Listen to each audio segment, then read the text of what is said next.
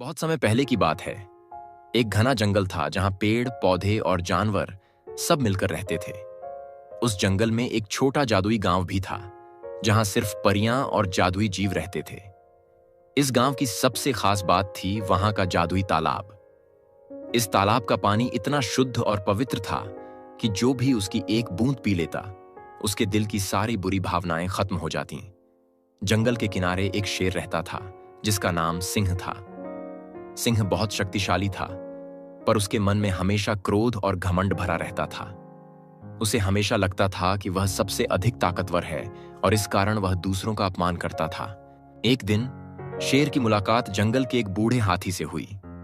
हाथी ने शेर से कहा, सिंह, तुम्हारे पास बहुत शक्ति है, लेकिन अगर तुम अपने क्रोध और घमंड को नहीं छोड़ोगे तो तुम्हारी शक्ति भी बेकार हो जाएगी। सिंह ने हाथी की बात पर हंसी उड़ाई और बोला, तुम बूढ़े हो, तुम्हें क्या पता शक्ति का असली अर्थ क्या है। कुछ दिनों बाद शेर ने एक सुंदर मोर को देखा जो जादुई गांव से आया था। मोर ने शेर से कहा, सिंह, अगर तुम सचमुच सबसे शक्तिशाली बनना चाहते हो तो तुम्हें जादुई तालाब के पानी का एक घूंट पीना चाहिए। इससे तुम्हारा दिल शुद्ध हो जाएगा और तुम सच्चे मायने में सबसे ताकतवर बन जाओगे।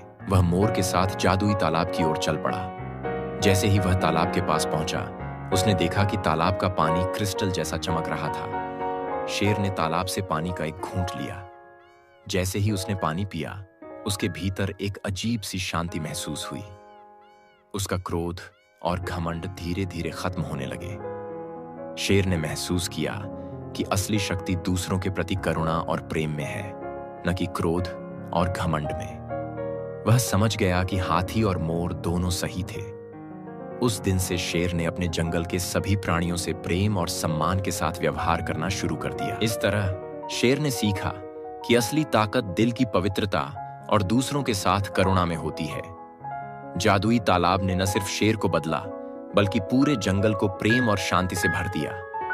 इस कहानी से हमें यह सीख मिलती है कि असली ताकत बाहरी शक्ति में नहीं, बल्कि भीतर की शुद्धता और दूसरों के प्रति करुणा में होती है।